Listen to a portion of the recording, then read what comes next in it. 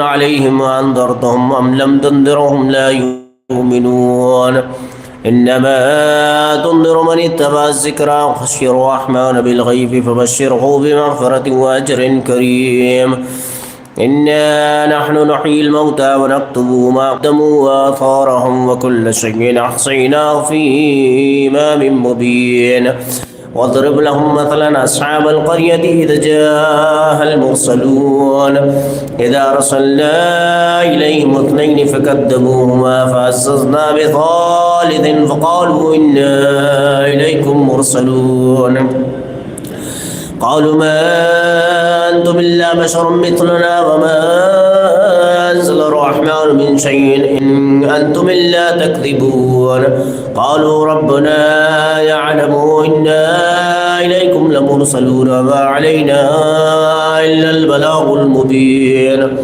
قالوا إنا تطيرنا بكم لئن لم تنتهوا لنرجمنكم ولا يمسنكم منا عذاب أليم قالوا طائركم معكم إن ذكرتم بل أنتم قوم مسرفون وجاء من أقصى المدينة رجل يسعى قال يا قوم اتبعوا المرسلين اتبعوا من لا يسألكم أجرا وهم مهتدون وما لي لا أعبد الذي فطرني وإليه ترجعون أتخذ من دونه آلهة يردني الرحمن بضر لا تغني عني شفاعتهم شيئا ولا ينقذون إني لفي ضلال مبين إني آمنت بربكم فاسمعون قيل ادخل الجنة قال يا ليت قومي يعلمون بما غفر لي ربي وجعلني من المكرمين وما أنزلنا على قومه من بعده من جند من السماء وما كنا منزلين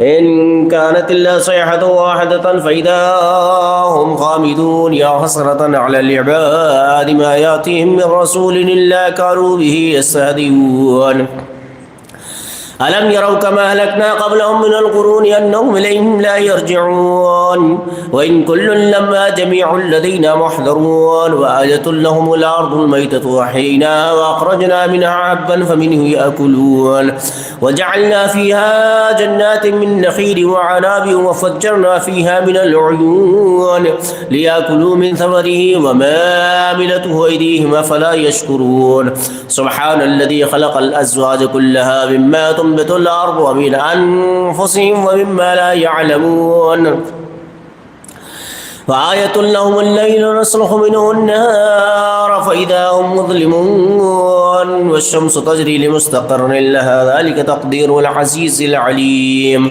والقمر قدرناه منازلا حتى عاد كالأرجون القديم لا الشمس ينبغي لها أن تدرك القمر ولا الليل سابق النهار وكل في فلك يسبحون وآية لهم أنا حملنا ذريتهم في الفلك المشحون وخلقنا لهم من مثله ما يركبون وإن نشاء نغرقهم طريق لهم ولا هم ينقذون إلا رحمة منا ومتاعا إلى حين وإذا قيل لهم اتقوا ما بين أيديكم وما خلفكم لعلكم ترحمون وما تأتيهم من آية من آيات ربهم إلا كانوا عنها معرضين وإذا قيل لهم أنفقوا مما رزقكم الله قال الذين كفروا للذين آمنوا وارطعموا من لم يشاء الله وطعموا ضلال مبين ويقولون متى هذا الوعد إن كنتم صادقين ما ينظرون إلا صيحة واحدة تأخذهم وهم يخصمون فلا يستطيعون توصية ولا إلى أهلهم يرجعون ونفخ في الصور فإذا هم من الأجداث إلى ربهم ينسلون قالوا يا ويلنا من بعثنا من مرقدنا هذا ما وعد الرحمن وصدق المرسلون إن كانت إلا صيحة واحدة فإذا هم جميع لدينا محضرون فاليوم لا تظلم نفس شيئا ولا تجزون إلا ما كنتم تعملون إن أصحاب الجنة اليوم في شغل فاكهون هم وأزواجهم في ظلال على الأرائك الأرائك متكئون لهم فيها فاكهة ولهم ما يدعون سلام قولا من رب رحيم وامتازوا اليوم أيها المجرمون ألم أعهد إليكم يا بني آدم ألا تعبدوا الشيطان إنه لكم عدو مبين وأن يعبدوني هذا صراط مستقيم ولقد أضل منكم جبلا كثيرا أفلم تكونوا تعقلون هذه جهنم التي كنتم توعدون اصلوها اليوم بما كنتم تكفرون اليوم نختم على أفواههم وتكلمنا أيديهم وتشهد أرجلهم بما كانوا يكسبون ولو نشاء لطمسنا على أعينهم فاستبقوا الصراط فأنى يبصرون ولو نشاء لمسخناهم على مكانتهم فما استطاعوا مضيا ولا يرجعون أو من نعمره نركسه في الخلق أفلا يعقلون وما علمناه الشعر ما ينبغي له إن هو إلا ذكر وقرآن مبين لينذر من كان حيا ويحق القول على الكافرين أولم يروا أنا خلقنا لهم مما عملت أيدينا أنعاما فهم لها مالكون وذللنا لهم فمنها ركوبهم ومنها يأكلون ولهم فيها منافع ومشارب أفلا يشكرون واتخذوا من دون الله آلهة لعلهم ينصرون لا يستطيعون نصرهم وهم لهم جند محضرون فلا يحزنك قولهم إنا نعلم ما يسرون ما يعلنون أولم يرى الإنسان أنا خلقناه من نطفة فإذا هو خصيم مبين وضرب لنا مثلا ونسي خلقه قال من يحيي العظام وهي رميم قل يحييها الذي ينشاها أول مرة وهو بكل خلق عليم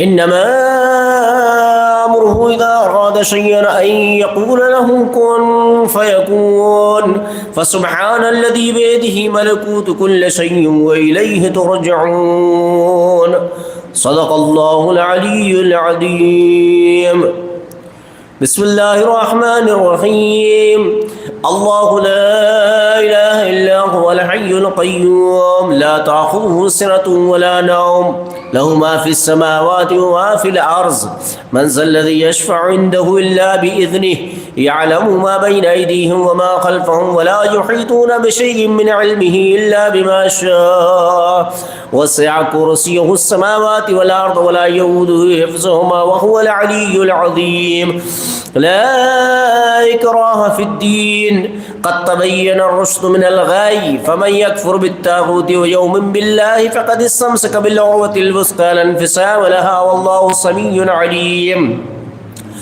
الله ولي الذين آمنوا يخرجهم من الظلمات إلى النور والذين كفروا أولياءهم الطاغوت يخرجونهم من النور إلى الظلمات أولئك أصحاب النار هم فيها خالدون اللهم صل على محمد وآل محمد وعجل فرجهم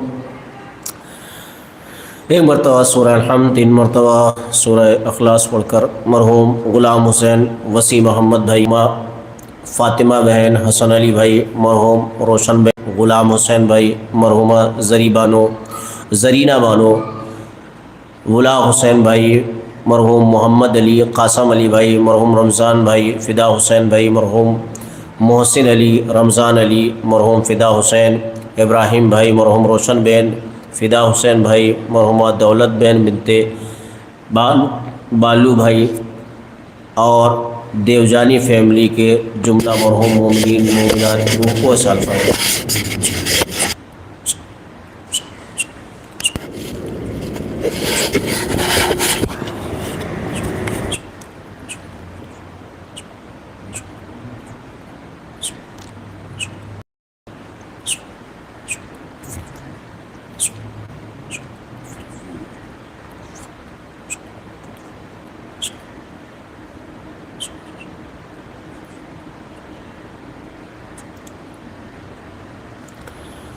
ایک سورہ فاتحہ جملہ مرحوم مومنین مومنات جو یہاں پہ مدفون ہیں ان سب کو ارسال فرمائیں۔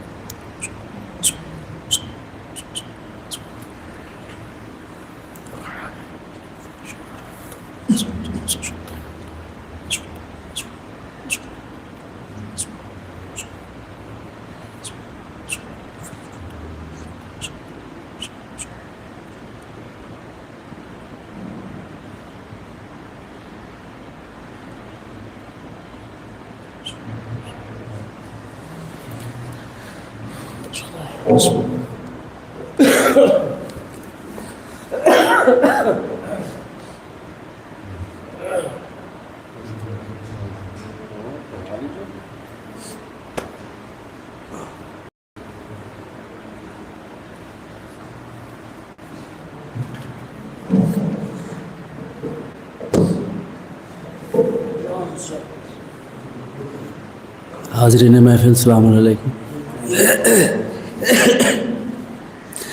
علی کو دل میں بساؤ تو کوئی بات بنے، علی کو دل میں بساؤ تو کوئی بات بنے، اور دل کو آئینہ بناؤ بات بنے، علی کو دل میں بساؤ تو کوئی بات بنے، اور ہر غریبوں کی مدد کرتے ہو آگے بڑھ کر، ہر غریبوں کی مدد کو جتاؤ تو کوئی بات بنے، مگر نہ اس کو جتاؤ تو کوئی بات بنے، اور الاجل کہنے سے، الاجل کہنے سے مولا نہیں آنے والے، الاجل کہنے سے مولا نہیں آنے والے، اپنے ماحول کو، اپنے ماحول کو مولائی بناؤ تو کوئی بات بنے، علی کو دل میں بساؤ تو کوئی بات بنے، اور دیکھو کہتا ہے شہنواز یہ سرے محفل، دیکھو کہتا ہے شہنواز یہ سرے محفل، کسی کا دل نہ دکھاؤ تو کوئی بات بنے، کسی کا دل نہ دکھاؤ تو کوئی بات بنے، علی کو دل میں بساؤ تو کوئی بات بنے۔ نعرہ صلوات۔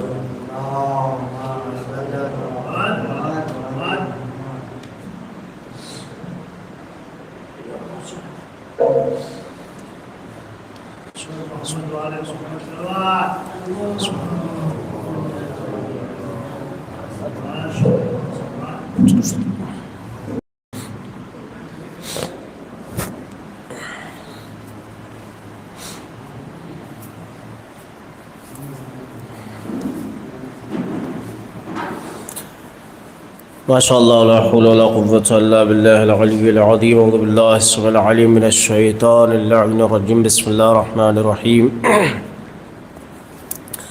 الحمد لله رب العالمين، الصلاة والسلام على أشرف الأنبياء والمرسلين، العبد المعيد ورسول المسدد المصطفى الأمجد والمحمود الأحمد، حبيب إله العالمين أبي القاسم محمد، اللهم صل على محمد وعلى آله الطيبين الطاهرين المعصومين الغر الميامين، سيما إمامنا وصاحبنا وقاعدنا بقية الله في الأرضين، حجة ابن الحسن العسكري، روحي وأرواح العالمين له الفداء، واللعن الدائم على أعدائهم ومنكر فضائلهم من الآن إلى قيام يوم الدين. أما بعد فقد قال أبو عبد الله إمام جعفر الصادق عليه الصلاة والسلام: كان عمنا العباس نافذ البصيرة صلب العمان جاحد ما أخيل أبا عبد الله الحسين وأبلى بلان حسنہ ومزا شہیدہ. صلوات پڑھے محمد و آل محمد پر.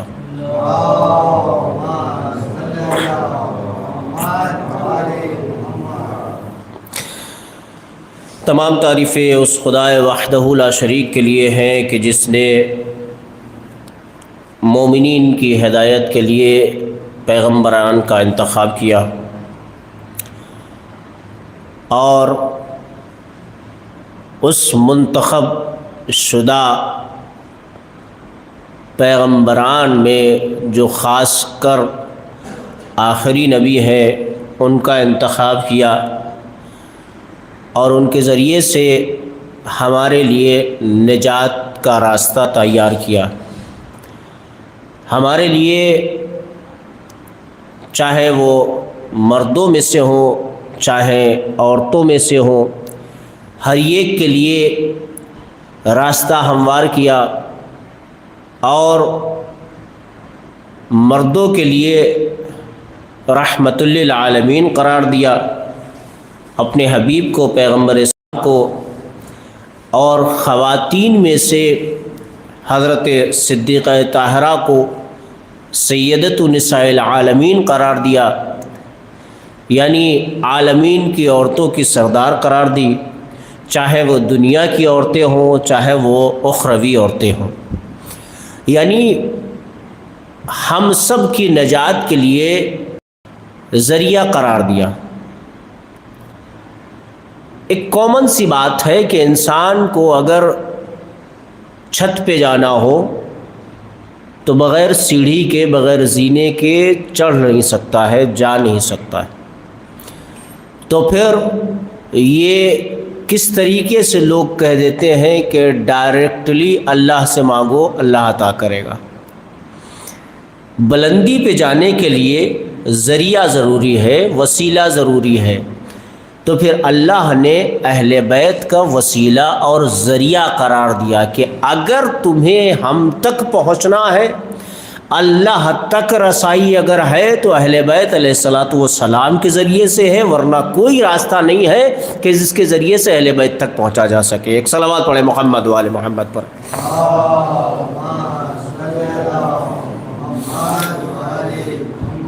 لگتا تو ایسا ہے کہ ہم جب دعا کرتے ہیں تو دعائیں جب جاتی ہیں ان کو بھی راستے میں ان کی چیکنگ ہوتی ہے کہ ولایت علی پایا جاتا ہے اس میں یا نہیں پایا جاتا ہے. اس میں یہ جو دعا مانگی گئی ہے اس میں کوئی ذریعہ ہے یا نہیں ہے. لاکھ دعائیں کرتے رہو، لاکھ التماس کرتے رہو، التجا کرتے رہو، فریاد کرتے رہو. تو اس نے جب کہا کہ ہم نے تمام دنیا کی تخلیق جب ان کے صدقے میں کی ہے تو پھر ہم تمہاری دعاؤں کو بغیر ان کے وسیلے سے کیسے سن سکتے ہیں، بغیر ان کے ذریعے سے کیسے تمہاری دعاؤں پہ توجہ دے سکتے ہیں. تو اس کا مطلب یہ ہے کہ اہل بیت علیہ الصلاۃ والسلام کی ذات ہی وہ ذات ہے کہ جس کے ذریعے سے ہم اہل خدا تک پہنچ سکتے ہیں. اگر اہل بیت کا ذریعہ نہیں ہے، وسیلہ نہیں ہے، تو پھر ناممکن بات ہے کہ ہم خدا تک پہنچ جائیں.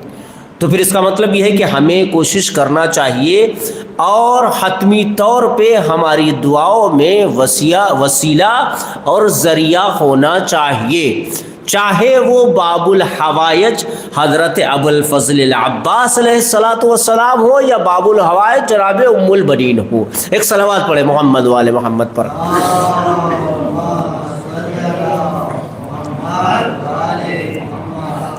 اچھا، باب الحوائج ابو الفضل العباس کے لیے یہ بات میں نے کیوں کہی کہ ان کے ذریعے سے دعا مانگی جائے؟ خداوند عالم نے یہ لقب پیغمبر اسلام نے یہ لقب دیا ہے پیغمبر جناب حضرت ابو الفضل العباس کو کہ عباس جو ہے وہ باب الحوائج ہے، حاجتوں کا دروازہ ہے۔ اس کا مطلب یہ ہے جناب ام البنین کو بھی باب الحوائج قرار دیا گیا ہے۔ علماء تحریر کرتے ہیں، نعمت السعدی اپنی کتاب میں تحریر فرماتے ہیں، وہ کہتے ہیں کہ اگر کسی کو چاہیے کہ وہ اپنی التماس، اپنی دعائیں پوری کروانا چاہتا ہے، خدا کی بارگاہ میں التماس کرنا چاہتا ہے اور چاہتا ہے کہ اس کی دعائیں پوری ہو جاتے ہیں، اس کی مشکلات حل ہو جائیں، تو پھر ام البنین کا کم سے کم ایک دسترخوان سجانا چاہیے اور اس دسترخوان کو ہدیہ کرنا چاہیے جناب ام البنین کو، اور ان کے ذریعے سے دعائیں کرنا چاہیے، کیونکہ وہ باب الحوائج ہے، وہ خود بھی باب الحوائج ہے، ان کا فرزند ابو الفضل العباس بھی باب الحوائج ہے۔ کربلا کی جتنی بھی لیڈیز ہیں، جتنی بھی خواتین ہیں اور جتنے مرد حضرات ہیں، سب کے سب ڈیپینڈ تھے ابو الفضل العباس کی ذات کے اوپر۔ یہ بہت ذمہ داری سے یہ بات میں کہہ رہا ہوں، کیونکہ لشکر کی امید سردار لشکر ہوا کرتا ہے۔ جس لشکر میں، جس فوج میں سردار مارا جائے وہ لشکر رک نہیں سکتا ہے، میدان میں ٹک نہیں سکتا ہے۔ شاید یہی وجہ تھی کہ آخر وقت تک مولا ابا عبداللہ الحسین علیہ السلام نے ابو الفضل العباس کو روک کے رکھا تھا کہ عباس تم میرے لشکر کے علمبردار بھی ہو اور بیویوں کا سہارا بھی ہو، مردوں کا سہارا بھی ہو، انصار کا سہارا بھی ہے، اقربا کا سہارا بھی ہے، پوری کربلا کا اگر کوئی سہارا ہے تو وہ ابو الفضل العباس علیہ السلام ہے۔ ایک صلوات پڑھے محمد والے محمد پر۔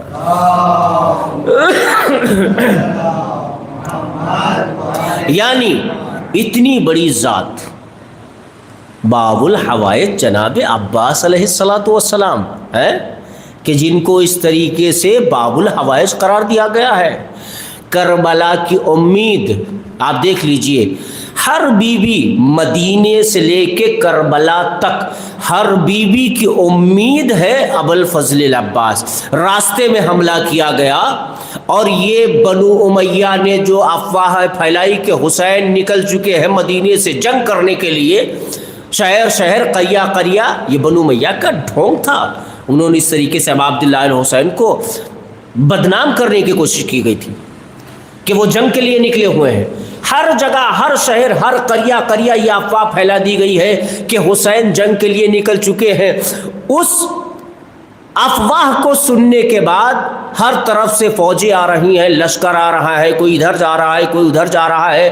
اس میں بیویوں کی کیفیت یہ تھی کہ ہر بیوی کی امید ابو الفضل العباس تھے یا جناب علی اکبر تھے۔ بہت ذمہ داری کے ساتھ یہ بات کر رہا ہوں، کیوں؟ کیونکہ میں نے تاریخ میں یہ دیکھا ہے کہ جب شب آتی تھی، رات کی تنہائی ہوتی تھی، چاہے حسین کا لشکر جنگل میں رکتا، چاہے کسی صحرا میں رکتا، تو اگر خیموں کا احاطہ کرنے والا کوئی تھا، خیموں کے اطراف میں گھومنے والا کوئی تھا، تو وہ جناب علی اکبر تھے یا ابو الفضل العباس تھے۔ یعنی خود فوج سو جاتی تھی لیکن علمدار لشکر سوتا نہیں تھا۔ اگر اس کو باب الحوائج قرار دیا گیا ہے، اس کے لیے ہماری دعائیں قبول ہوتی ہیں، تو اس میں کوئی بڑی بات نہیں ہے۔ کیونکہ روایت ہے، ایک واقعہ ہے کہ کربلا میں ایک بہت نیک سیرت انسان رہتا تھا، اس کا بیٹا بیمار ہو گیا۔ اب جب بیٹا بیمار ہو گیا تو ظاہر سی بات ہے اس نے لے جا کے باب الحوائج کی بارگاہ میں ابو الفضل العباس علیہ السلام کے ہاں لا کے ڈالا کہ مولا آپ باب الحوائج ہے، آپ سے مجھے اپنا بچہ صحیح اور سالم چاہیے، کہہ کے چھوڑ کے چلا گیا۔ رات ہی میں اس کے پاس اس کے ایک دوست آیا، اس نے کہا کہ میاں کیا تم نے کارنامہ انجام دیا اور تمہارا بیٹا کہاں ہے؟ کہا میں باب الحوائج کی بارگاہ میں چھوڑ کے آیا ہوں۔ کہا میں نے ایک خواب دیکھا ہے۔ کہا وہ کیا ہے؟ یہ تاریخ مقتل حسین آیت اللہ مکرم، جنہوں نے تاریخ مقتل کربلا لکھی ہے، مقتل حسین لکھا ہے، اس میں یہ واقعہ نوٹ ہے کہ اس شخص نے ان سے کہا کہ میں خواب میں تھا تو میں نے دیکھا کہ اللہ نے فرشتے کو بھیجا پیغمبر کے پاس کہ اس کی موت فکس ہو چکی اس جوان کی۔ پیغمبر اسلام نے اس فرشتے کو ابو الفضل العباس کے پاس بھیجا کہ جاؤ اور جا کے عباس سے کہہ دینا کہ تقاضا نہ کرے، اس کی موت معین ہو چکی ہے۔ مولا عباس نے کہا کہ نہیں، جاؤ اور رسول اسلام کو میرا سلام کہنا، ان سے کہہ دینا کہ مجھ سے لوگ امید رکھے ہوئے ہیں، مجھے باب الحوائج ایسے ہی نہیں قرار دیا گیا ہے، وہ لوگ بھی جانتے ہیں کہ جو اپنے بچے کو چھوڑ کے گئے ہیں، اور ہزارہ کی تعداد میں لوگ ہیں جو مجھ سے امید لگا کے رکھتے ہیں کہ میں باب الحوائج ہوں، اس لیے میں اس کی زندگی واپس چاہتا ہوں۔ فرشتہ گیا، پیغمبر اسلام نے پھر سے واپس کیا کہ نہیں، جا کے کہو کہ بیٹا عباس تقاضا نہ کرے، اس کی موت معین ہو چکی۔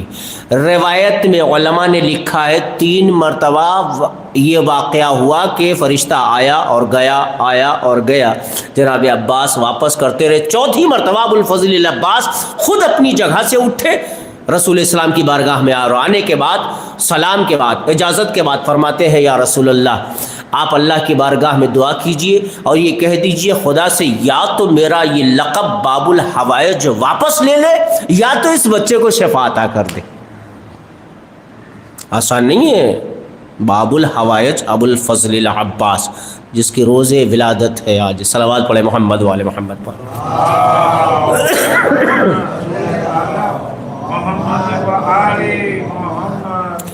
پیغمبر اسلام ہے، عجیب کیفیت ہے۔ یہ کیفیت مجھے اس وقت بھی نظر آتی ہے، یہی کیفیت، ایسی ہی کیفیت کہ جب ابا عبداللہ الحسین ایک شکاری ایک ہرن کا بچہ شکار کر کے لایا اور اس نے لا کے رسول اسلام کو ہدیہ کیا۔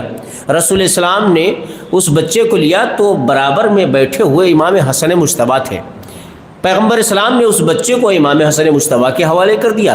امام حسن مجتبیٰ اس سے کھیلنے لگے، کھیلتے ہوئے گھر میں لے کے گئے۔ جب گھر میں لے کے گئے تو دیکھا اب عبداللہ الحسین نے، امام حسین نے دیکھا کہا یہ بچہ کہاں سے آیا تمہارے پاس؟ کہا نانا نے دیا ہے۔ اب یہ نہیں کہا کہ مجھے دے دو، نانا کے پاس چلے آئے، کہا نانا مجھے بھی ایک بچہ چاہیے ہرنی کا۔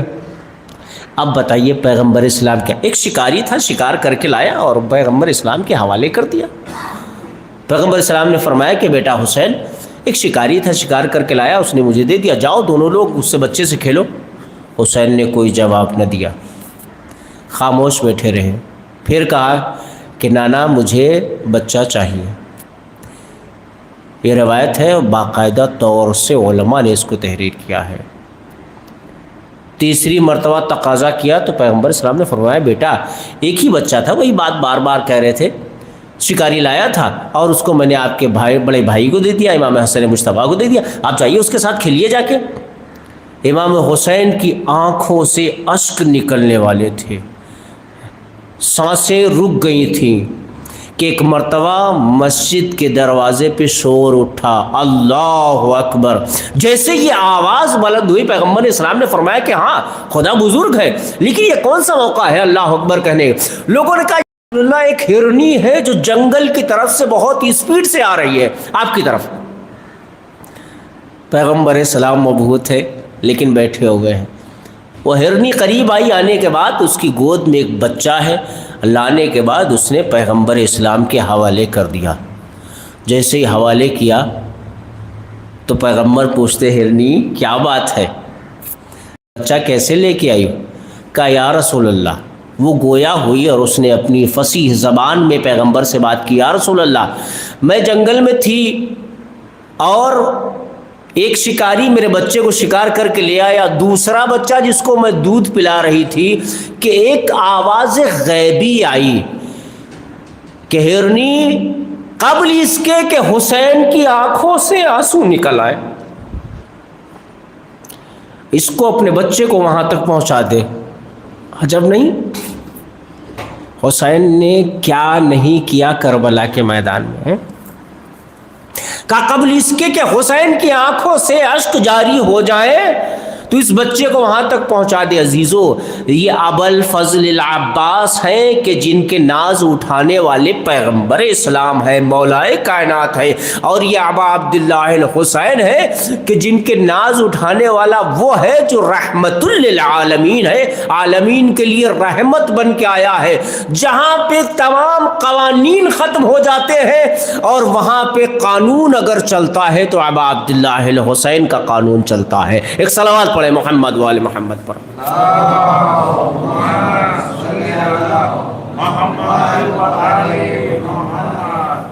اچھا، یہ بیٹے بھی تو ایسے کے ہی ہیں، آپ دیکھ لیجئے، کچھ چیزیں انسانوں کے درمیان ہوتی ہے جو خاص کر خداوند عالم چند لوگوں کو عطا کرتا ہے، اور ان چند لوگوں میں سے مثلا یہ میں مثال کے طور پہ آپ کو یہ بتاتا چلوں کہ خداوند عالم نے وہ سب سے پہلی مجلس میں شاید میں نے یہ ذکر کیا تھا کہ خداوند عالم نے وما خلقت الجن تمام چیزوں کو تخلیق کی ہے، اور کہا کہ پروردگار نے کہ اے پیغمبر اگر تمہیں خلق کرنا نہ ہوتا تو زمین و آسمان کو تمام خلائق کو خلق نہ کرتا ہے۔ اس کا مطلب یہ کائنات خلق ہوئی ہے پیغمبر اور آل پیغمبر کے صدقے میں، ٹھیک ہے، پیغمبر اور آل پیغمبر کے صدقے میں۔ وہیں پہ دو چیزیں رکھی ہیں، ایک شجاعت اور ایک خوبصورتی، جو خاص کر آل پیغمبر میں دیکھنے کو ملی ہے۔ ہاشم، عبد مناف، عبد المطلب، ابو طالب، علی، عباس، یہ تمام کے تمام آپ دیکھتے جائیے، تاریخ اسلام نے جناب ہاشم سے زیادہ حسین و خوبصورت کسی کو نہیں قرار دیا، اور شجاع ایسے تھے جناب ابو طالب، اگر تلوار نیام سے نکال کے مکے میں کھڑے ہو جاتے تھے تو تاریخیں لکھتی ہیں کہ جو سب سے بڑے بڑے سورما اپنے کو کہا کرتے تھے، ان کی مجال نہیں ہوتی تھی کہ وہ تلوار کا، اگر تلوار ہاتھ میں ہوتی تھی تو ہاتھ میں تلوار ان کے نہیں رہتی تھی، وہ زمین پہ چھوڑ دیتے تھے۔ کیوں؟ کیونکہ اب ابو طالب کی تلوار نیام سے باہر آ چکی ہوتی ہے۔ یہ شجاعت کے دھنی تھے، یعنی بنو ہاشم میں اگر کوئی چیز تھی تو وہ حسن و جمال تھا اور شجاعت تھی۔ یہی چیز مولائے کائنات کے درمیان کہ مولائے کائنات اس قدر حسین و جمیل تھے، اس قدر خوبصورت تھے، اس کے ساتھ ساتھ ایک صلوات پڑھے محمد والے۔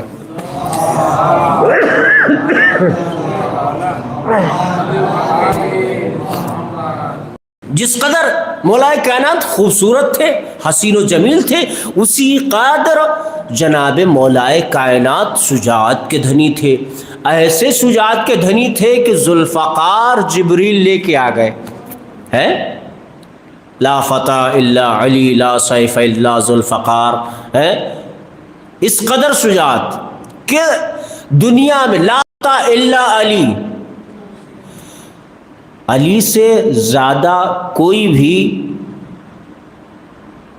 فتح نہیں ہے، جوان نہیں، لا سیف الا ذوالفقار، ذوالفقار کے علاوہ کوئی تلوار اس لائق نہیں ہے، اور حقیقت یہی ہے، یعنی اس قدر حسن و جمال تھا مولائے کائنات میں کہ اگر مصلی عبادت پہ پہنچ جاتے تھے تو لوگ دیکھتے رہ جاتے تھے، یہ کون سا کرشمہ ہے خداوند عالم کا، ہے حسن و جمال کا۔ جب جناب عقیل سے یہ بات مولائے کائنات نے فرمائی ہے کہ بھائی عقیل، عرب میں کوئی ایسا خاندان تلاش کرو کہ جو شجاع خاندان ہو، بہادر خاندان ہو، تو جناب عقیل جو ہے حسب و نسب کو جانتے تھے، پورے عرب کے حسب و نسب کو جانتے۔ جناب عقیل نے کہا ٹھیک ہے، جناب عقیل پہنچے کہاں؟ جناب ام البنین کے یہاں۔ اب دیکھیں اتنا حسن و جمال اور اس کے ساتھ ساتھ ان کی شجاعت، کس کی؟ ہاشم کے خاندان، عبد المطلب کے خاندان، ابو طالب کے خاندان۔ اس کے علاوہ ایک بات اور کہی جاتی، سخاوت، سخاوت بھی آل رسول میں ہے۔ لوگوں نے کہا وہ تو ہم اگر نہ دیتے تو یہ عزاداری نہ چل پاتی، ہم اگر نہ دیتے تو پھر یہ ماتم نہ ہو پاتا، ہم اگر نہ دیتے تو پھر یہ نہ ہوتا، وہ نہ ہوتا، میاں اگر ابو طالب نہ ہوتے تو دین نہ ہوتا، خدیجہ نہ ہوتی تو دولت نہ ہوتی، دین مٹ گیا ہوتا۔ یہ خدیجۃ الکبریٰ تھی، ان کی دولت تھی، سرمایہ تھا کہ جنہوں نے اس طریقے سے جو ہے دین پہ قربان کیا ہے۔ تو عزیزو کیا ہوا کہ جناب عقیل پہنچے ام البنین کے ہاں۔ جناب حزام نے دیکھا، سلام و کلام ہوا، اپنے مقام سے اٹھ گئے ہیں۔ والد محترم جناب ام البنین کے کہتے فرمائیے سرکار کیسے تشریف لائے ہیں؟ کہا ایک پیغام لے کے آیا ہوں۔ کہا کیسا پیغام؟ کہا آپ کی بیٹی کا پیغام۔ کہا رک جائیے، دستور کیا ہے ام البنین کے خاندان کا؟ ام البنین کے خاندان کا دستور کیا ہے کہ اگر کوئی شخص ان کے گھر آ جاتا ہے 3 دن پہلے اس کی دعوت کرتے ہیں، اس کے بعد تیسرے دن پوچھتے ہیں اب بتائیے کس لیے تشریف لائے ہیں۔ ہمارے یہاں اگر کوئی ایک مہمان آ جاتا ہے، جناب دوارا مہمان بہت آتے ہیں، تو بھائی ہمارے یہاں کوئی ایک مہمان آ گیا نا تو بڑی تکلیف ہو جاتی، کہاں سے کیا ہوگا ہے۔ پیغمبر اسلام سے جب یہ بات کہی تھی ایک شخص نے، تو پیغمبر اسلام اس کے یہاں مدعو ہوئے، اور جب داخل ہوئے تو اس کی عورت سے کہا کہ جا کے اپنی بیوی سے کہنا کہ جب میں داخل ہوں تب دیکھتی رہے، جب میں باہر نکلوں تو دیکھتی رہے۔ جب اس نے دیکھا کہ پیغمبر اسلام آئے تو بڑے بڑے سے تھیلے لے کے آ رہے ہیں، انعام و اکرام لے کے آ رہے ہیں، لیکن جب باہر گئے ہیں تو دیکھا کہ گھر کے تمام بچھو سانپ جتنے بھی زہریلے سب پیغمبر کی ردا سے لپٹے ہوئے۔ پیغمبر نے جا کے فرمایا کہ جا کے اس سے کہہ دینا، یہ کیفیت جب اس نے بتائی، کہا ہاں وجہ یہی جب کوئی مہمان آتا ہے نا تو نعمتیں لے کے آتا ہے، جب گھر سے آتا ہے تو آپ کے گھر سے بلائیں اور مصیبتیں لے کے باہر چلا جاتا ہے۔ ہمارے مہمان آ جائے تو بڑی تکلیف ہو جاتی ہے، لیکن رازق خدا ہے، رزق بھی اپنا ساتھ میں لے کے آتا ہے، کسی دوسرے کا نہیں کھاتا ہے۔ ایک صلوات پڑھیں محمد والے محمد پر۔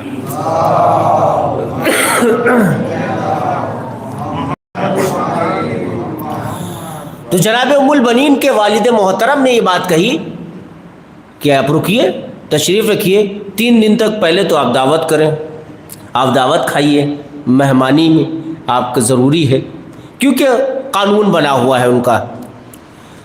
اب تیسرے دن پوچھتے ہیں، بعض روایتیں ایسے کہتی ہیں، بعض کہتے ہیں کہ اولے دن ہی۔ اب فرمائیے کیسے آنا ہوا؟ کہا میں علی کا رشتہ لے کے آیا ہوں۔ کہا کون علی؟ کہا علی ابن ابی طالب۔ جناب حزام اپنی جگہ سے بلند ہو گئے، کھڑے رہے، پھر بیٹھے، پھر فرمایا کہ اب کہیے کیا کہہ رہے تھے؟ کہا میں علی ابن ابی طالب کا رشتہ آپ کی بیٹی کے ساتھ لے کے آیا ہوں۔ جناب حزام پھر اپنی جگہ سے کھڑے ہو گئے۔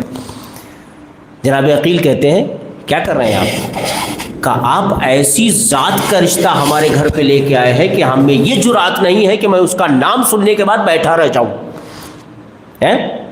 یہ خاندان بنو ہاشم ہے۔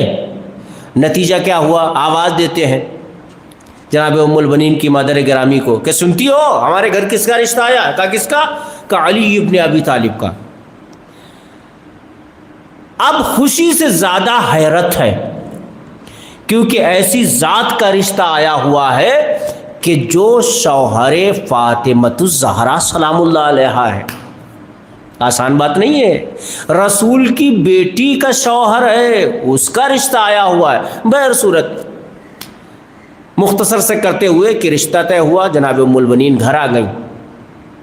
ام البنین کا خاندان وہ ہے کہ جو شجاعت میں اس قدر حاوی ہے، اس قدر حاوی ہے کہ عرب میں جس لشکر کو سپورٹ کر لیتا تھا اس لشکر کے مد مقابل پہ کوئی رکتا نہیں تھا۔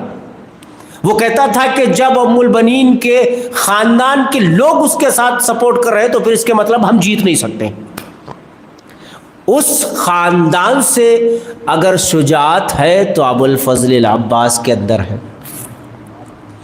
اور پھر اس دھنی کی شجاعت بھی ہے کہ جس کے ہاتھ میں تلوار آتی تھی تو کأنہم بنیان مرصوص، قرآن کی آیت ہے کہ سیسا پلائی ہوئی دیوار کی طرح اپنی جگہ کھڑے ہو جاتے تھے، اور جب قلم آتا تھا تو اتنا نرم لکھتے تھے کہ جس کی کوئی انتہا نہیں ہوتی تھی۔ میرے عزیزو، یہ کیفیت انسان کے اندر ناممکن بات ہے، مگر یہ کہ مولائے کائنات جو خاندان بنو ہاشم سے رابطہ رکھتے ہیں، ابو الفضل العباس علیہ السلام، ان کے درمیان یہ کیفیت پائی جاتی ہے۔ ان کا بیٹا ہے ابو الفضل العباس۔ آپ دیکھیں کہ سن 40 میں مولائے کائنات کی شہادت ہوئی، 14 یا 15 سال تک جناب ابو الفضل العباس کو جو حرب و ضرب سکھائے ہیں وہ مولا علی علیہ السلام نے سکھائے۔ اب سوچئے کہ جو لشکر کا دھنی رہ چکا ہو، جس نے جس لشکر میں جس جنگ میں شرکت کی ہو، اس کے مقابل پہ کوئی ٹکا نہ ہو، اس کا بیٹا ابو الفضل العباس، اور اس کو یعنی ابو الفضل العباس کو حرب و ضرب کے مارکے سکھانے والا، بتانے والا مولا ہوگا۔ سوچا ہے کبھی آپ نے؟ تصور کیا ہے؟ مولا ابو الفضل العباس نے جب کربلا کے میدان میں عمر سعد نے ہزاروں کی طرح، بعض روایت ہے کہ 4000 کے لشکر کو صرف نہر فرات پہ معین کیا تھا کہ کوئی پانی نہ لے جانے پائے، جب پتا چلا کہ ابو الفضل العباس آ رہے، 4000 کا لشکر، لیکن ابو الفضل العباس جب پہنچے ہیں نہر فرات کے اوپر تو ایک نیزہ ہی تھا، لیکن دفاعی حملہ ابو الفضل العباس نے بھی کیا، دفاعی حملہ بھی کیا ہے۔ تلوار جب نکلی ہے نا تو کسی میں جرات نہیں تھی کہ وہ مقابلہ کر سکے۔ بعض علماء یہی لکھتے ہیں، تحریر کیا ہے، میں اپنی طرف سے نہیں بیان کر رہا ہوں، بعض علماء نے لکھا ہے کہ دفاعی حملہ جو کیا ہے نا ابو الفضل العباس نے، کہ وہ جو سب سے بڑے بڑے سورما تھے ان کو پتا چل گیا جب فرزند علی کا حملہ یہ ہے تو پھر علی کا حملہ کیسا رہا ہوگا۔ ایک صلوات پڑھے محمد والے محمد پر۔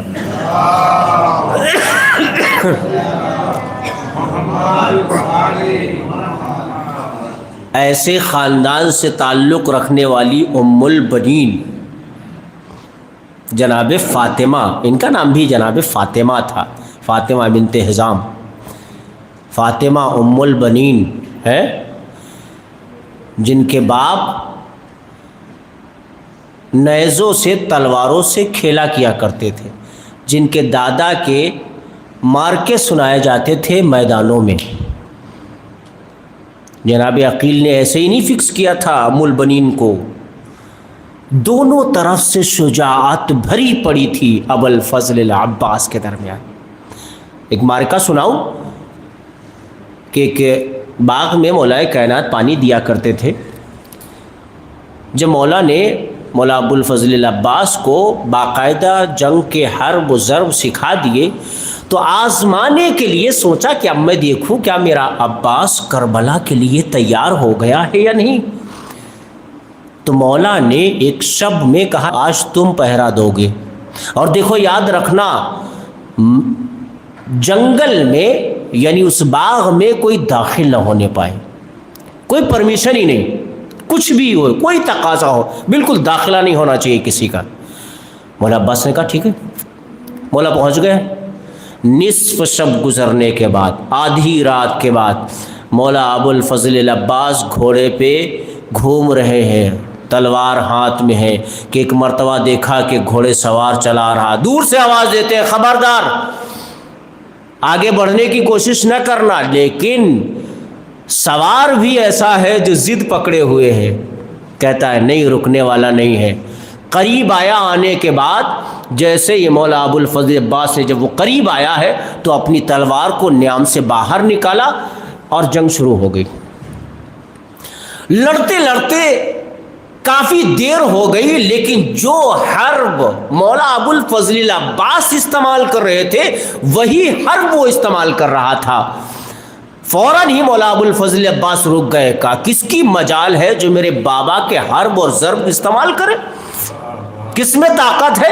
ایک مرتبہ مولا کائنات اپنے چہرے سے نقاب الٹی، کہا بیٹا میں دیکھنا چاہ رہا تھا تو میرے حسین کے لائق ہو گیا ہے یا نہیں ہو گیا ہے۔ ایک صلوات پڑھے محمد والے محمد پر۔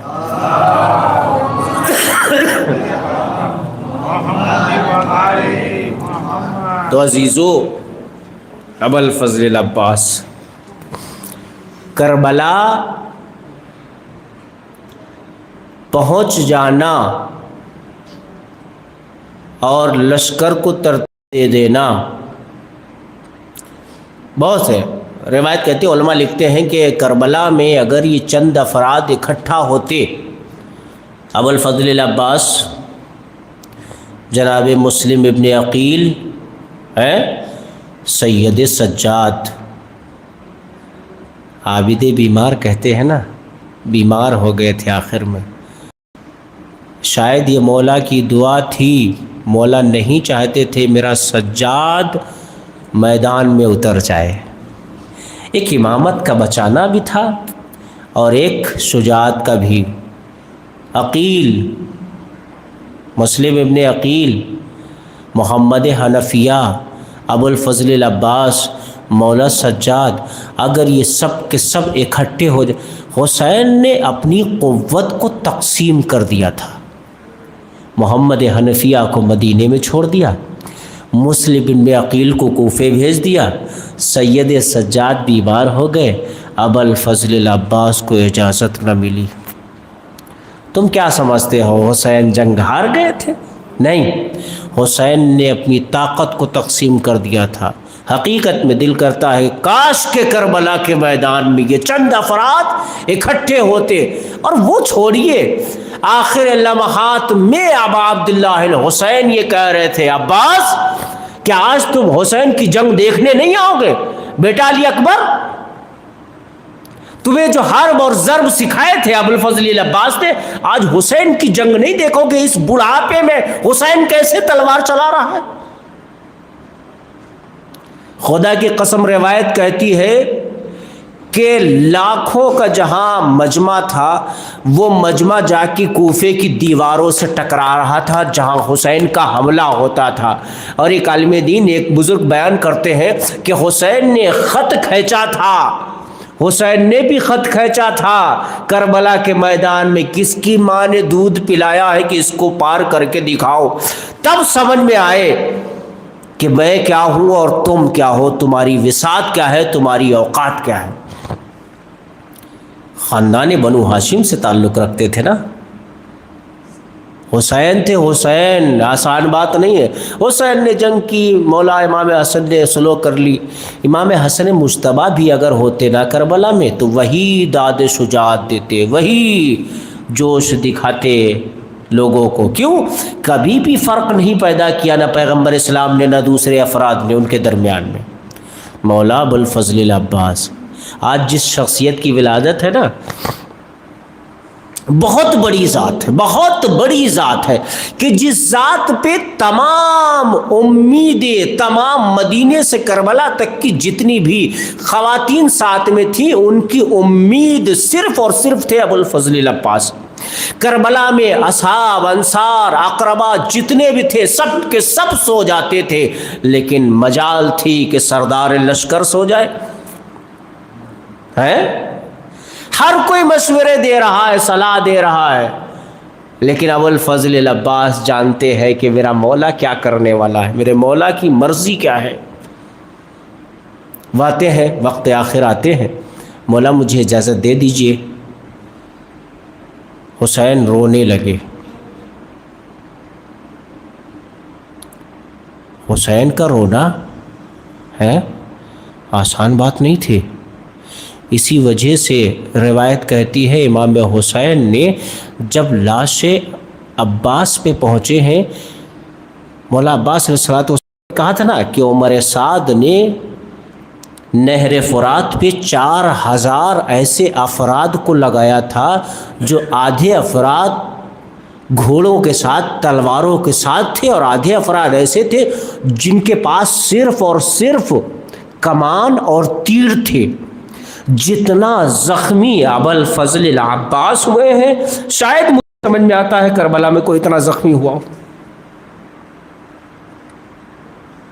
تیروں پہ تیر ہیں. کیوں؟ کچھ تو دشمنی نکال رہے تھے.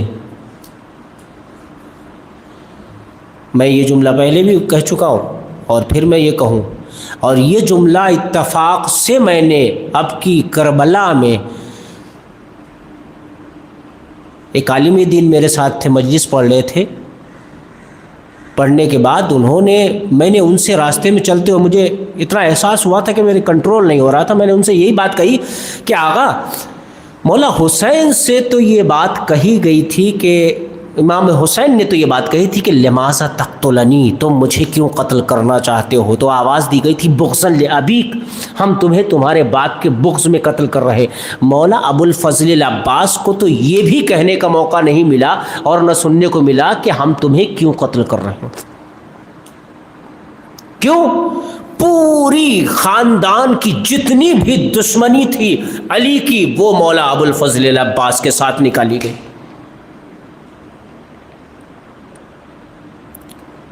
تیروں پہ تیر آ رہے ہیں، دایاں شانہ قطع ہوا، بھایا شانہ قطع ہوا. اب ہر کسی کی ہزاروں کی طرح، چلو ایک تیر آتا ہے تو کوئی انسان روک سکتا ہے تلوار کے ذریعے سے، کسی بھی ذریعے سے، لیکن جہاں ہزاروں تیر ایک ساتھ آ رہے ہوں تو پھر کیسے روکے گا؟ مولا ابو الفضل العباس نے ان تیروں کو روکا ہے مشق سکینہ کو بچانے کے لیے. بخدا پڑھنے کے بعد میں کافی دیر تک رویا ہوں اس معرکے کو پڑھنے کے بعد، اس معرکے کو پڑھنے کے بعد، کہ مشق کو روکتے روکتے، لیکن جب مشق پہ تیر لگ گیا ہے تو اب عباس علیہ السلام نے کہا نہیں، اب نہیں، اب کوئی فائدہ نہیں. مجال نہیں تھی کسی میں کہ آ کے کسی سامنے کوئی بار وار کر سکے. وہ جو گرز پڑا ہے نا ابو الفضل العباس کے، آپ نے سنا ہوگا کہ ایک شقی نے مولا ابو الفضل عباس کے گرز مارا تھا سر پہ. امید تو کہیں اور لگی ہوئی تھی، دل کی دھڑکنیں تو کہیں اور کے لیے تھی.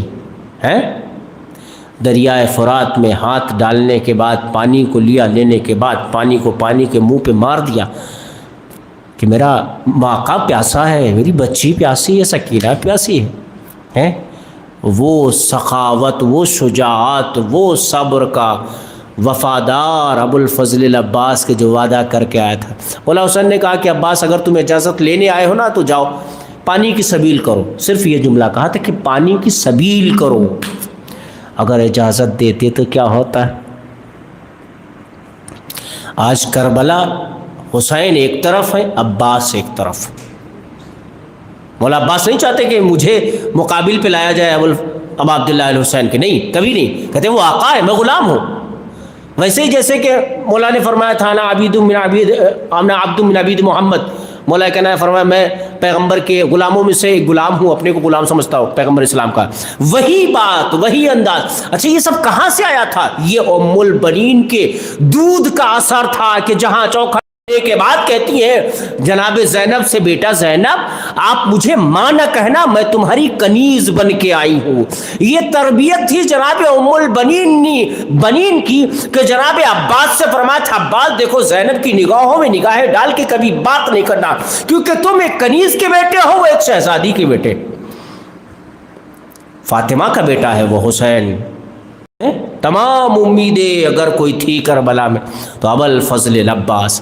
علی اکبر کے شہادت کے بعد آخر تک جب ابو الفضل العباس موجود رہے ہیں تو حسین کہتے ہیں، کیا کہا مولا حسین نے؟ الآن انکسر یا اخی، بھائی عباس تمہارے جانے سے حسین کی کمر ٹوٹ گئی.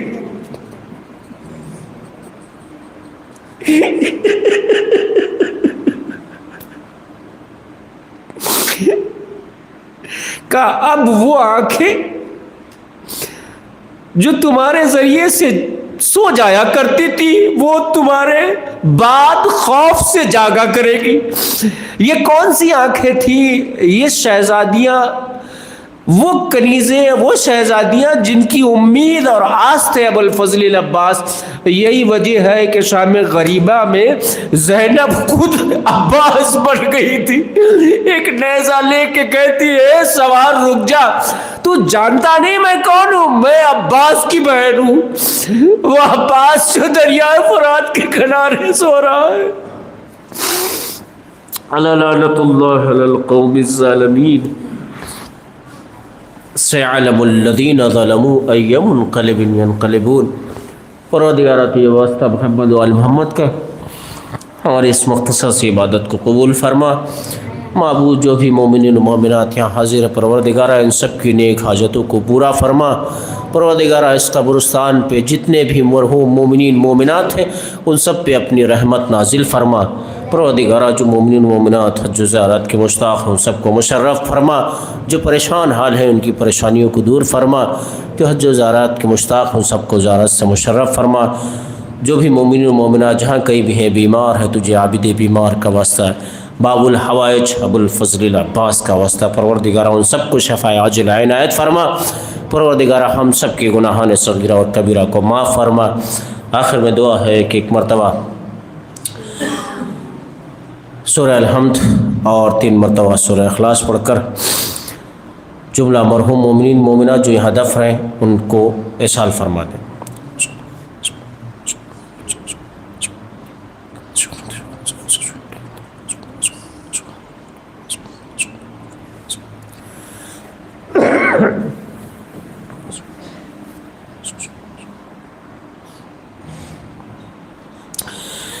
ایک مرتبہ سورہ الحمد، 3 مرتبہ سورہ اخلاص پڑھ کر مرحوم غلام حسین ولی محمد بھائی، مرحومہ فاطمہ بہن، حسن علی بھائی، مرحومہ روشن بہن، غلام حسین بھائی، مرحومہ زرینہ بہن، غلام حسین بھائی، مرحوم محمد علی، قاسم علی بھائی، مرحوم رمضان بھائی، فدا حسین بھائی، مرحوم محسن بھائی، محسن علی رمضان بھائی، مرحوم فدا حسین ابراہیم بھائی، مرحومہ روشن بہن، فدا حسین بھائی، دولت بہن بنت بالو بھائی، دیوجانی فیملی اور جملہ مرحوم مومنین مومنات کی روح کو سلام۔